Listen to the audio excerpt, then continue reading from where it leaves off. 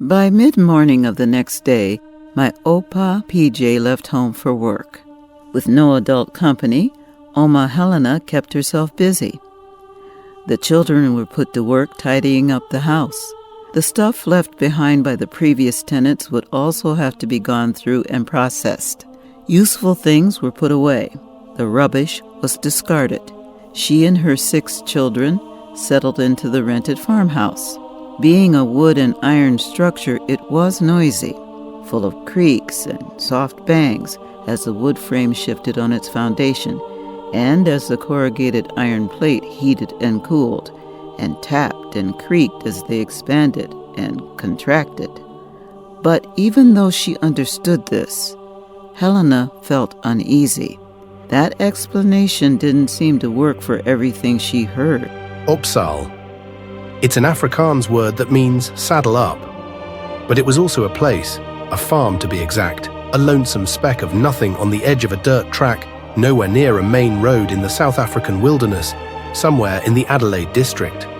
It was 1939, and the Great Depression made a harsh life for many. Peter van der Westhayzen, a husband and father of 7 who spent most of his days on the road as a truck driver, struggled to make ends meet. He did his best to provide for them, but after taking the new job, he and his family found themselves in need of a new home, even if it meant relocating to the middle of nowhere. The farm was isolated, and the nearest living people were miles away, but it was close to his route, and it was a place to start over.